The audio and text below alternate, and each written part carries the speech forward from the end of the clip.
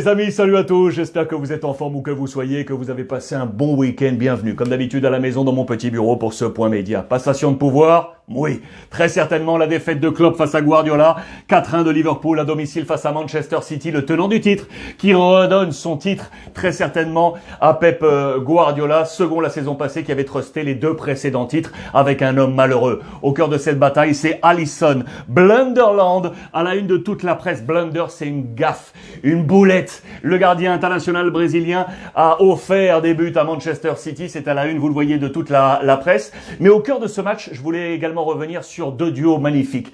Côté Manchester City, bien évidemment, avec l'homme qui est là, Gundogan, qui a été énorme avec lui, Bernardo Silva. Au milieu de terrain, ces deux hommes tiennent le jeu de Manchester City. Gundogan qui a parfaitement remplacé David Silva, parti à la Real Sociedad, et Bernardo Silva qui, lui, pallie l'absence, vous le savez, de De Bruyne. Ces deux hommes capital, duo capital du côté de Manchester City. Le deuxième duo, c'est la charnière centrale. Diaz, Stones, impeccable, 2 buts concédés seulement en 12 titularisations en Première Ligue pour 10 clean sheets. Ils sont énormes. Charnière centrale, Pep Guardiola a trouvé la bonne formule. Le malheureux Alisson qui est donc ici. Notez également le grand retour de Harry Kane qui permet à Tottenham de s'imposer 2-0 au plus grand bonheur de José Mourinho. C'était face à West Brom. 2-0 avec Kane et Son qui marquent le deuxième but. Et l'autre information forte, c'est que Thomas Tuchel s'est de nouveau imposé, les amis. Nouvelle victoire pour Chelsea qui est en train de remonter. Son objectif, vous le savez, c'est d'être dans le top 4 pour se qualifier pour la prochaine Ligue des Champions. Regardez, il n'est pas loin maintenant. Il est en train de réussir son pari.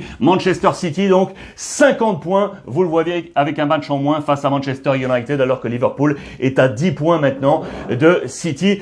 La passation, je vous le disais, c'est très certainement produite ce week-end. Un entraîneur qui devrait être heureux. Ah, il devrait être heureux. C'est Hansi Flick, l'entraîneur du Bayern Munich. Il joue ce soir la demi-finale de la Coupe du Monde des clubs face au club égyptien de Al Ahly. Dans l'autre demi-finale, les hommes d'André-Pierre Gignac se sont qualifiés. Tigres, les Mexicains, avec un but de Dédé Gignac pour retrouver en finale soit le Bayern, soit Al Ahly. À noter dans la composition d'équipe ici probable, l'absence de Goretzka au milieu de terrain, mais la présence du petit Moussiala. Je vous en avais parlé, 17 ans.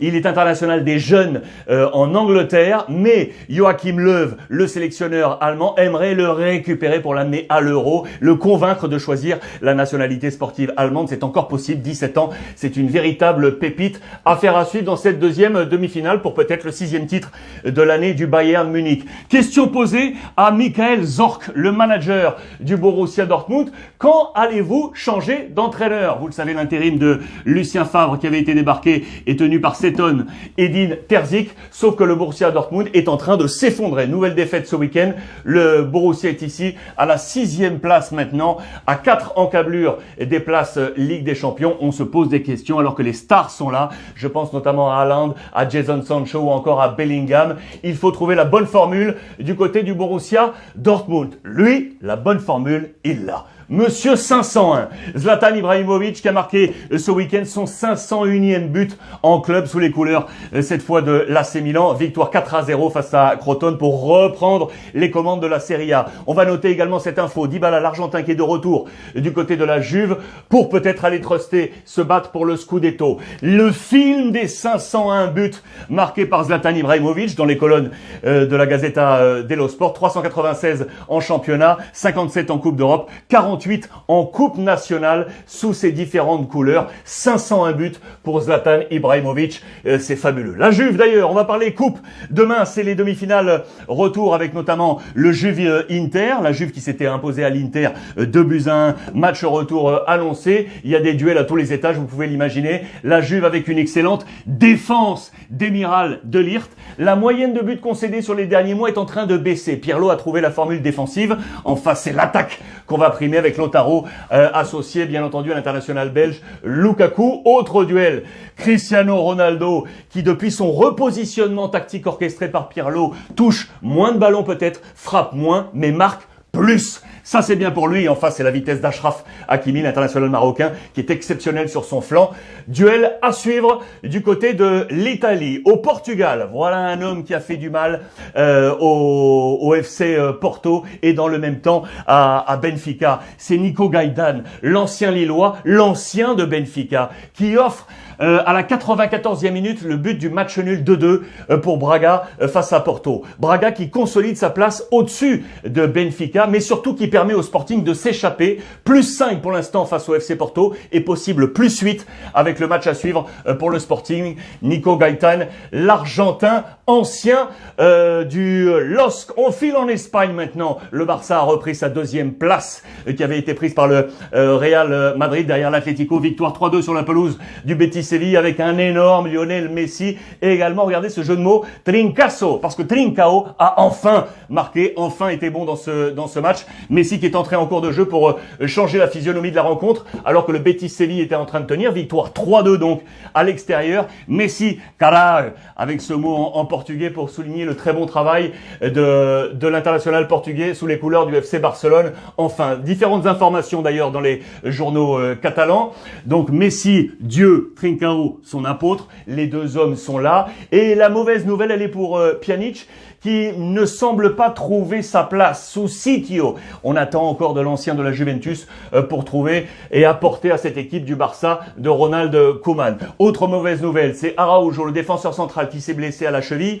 Complément d'examen aujourd'hui pour en savoir plus. Ça, c'est une très mauvaise nouvelle si la blessure venait à être grave du côté de Araujo. Voici l'ensemble des notes côté FC Barcelone. Un très bon 8 pour Dembélé, 6 pour Antoine Griezmann. Vous vous en doutez, 8 pour Messi entrant qui a été très très bon dans ce match et donc 8 pour Trincao. L'Anglais, le Français qui était titulaire, a pris un 6 dans ce match. Le leader, l'Atlético Madrid, joue aujourd'hui, les amis, face au Celta Vigo. C'est un très bon match. Attention, pas mal d'absents liés à la Covid, avec notamment João Félix qui sera absent ici, Hermoso en défense centrale qui sera absent également, Dembélé qui sera lui aussi absent, touché par la Covid. Interrogation sur Carrasco, l'international belge. Possible, on est encore dans l'attente dans les prochaines heures de sa possibilité de le voir dans ce groupe de départ de l'Atlético Madrid. Côté Celta, attention à Aspas, Santimina ou encore Brais Mendes. C'est une très bonne équipe que cette équipe du Celta Vigo. Voici le classement avec l'Atlético donc devant le Barça. Le Real Madrid est à la 3e place. Le 11 type de cette journée. Regardez, Séville bien en place avec cette charnière là entre Koundé et Varane. Charnière française. Séville également avec ici Jordan. On note Real Madrid avec Courtois qui a été très très bon dans la victoire du Real à l'extérieur sur la pelouse de Huesca. D'ailleurs, il est à la une de la presse madrilène. Regardez, avec un Real Madrid qui a la peau sur les os, mais ils sont en vie. Douleur physique, fatigue, beaucoup d'absents pour le match de demain d'ailleurs, très attendu face à Getafe du Real Madrid. Zinedine Zidane ne peut compter que sur 12 joueurs du groupe pro. Il va devoir amener des joueurs du filial pour jouer bien évidemment. Et dans ce même temps, pendant que certains sont fatigués, certains des caciques, regardez d'autres, prennent du galon, avec notamment donc Courtois, avec Casemiro ou encore Asensio. Ces trois joueurs, ils sont en ce moment primordial dans l'effectif de Zinedine Zidane pour tenir la cadence. Vous le voyez, regardez en page intérieure avec des capitaines sans brassard. Les trois hommes sont ici cités dans les colonnes de Marca. Les amis, je voulais terminer cette édition du lundi. Vous le savez, je suis né au Maroc, à Casablanca. Eh bien, regardez, le Maroc vient de remporter la CHAN, le championnat d'Afrique des Nations. Magnifique compétition continentale. Victoire 2-0. Hier, c'était à Yaoundé, au Cameroun, face au Mali. C'est un doublé historique pour le Maroc. C'est la première fois qu'une sélection garde son titre. Il avait été champion en 2018. Le Maroc, il égale ainsi le record de victoire de la RDC, République démocratique du Congo. Prochaine édition, 2023, tous les 2 ans, et ce sera en Algérie. Bravo encore à tous mes copains du Maroc. Les amis, je vous embrasse. Passez une belle journée. Merci de votre fidélité. On échange comme d'habitude via les réseaux sociaux avec le hashtag Ruiz Club. Et n'oubliez pas, profitez des vôtres.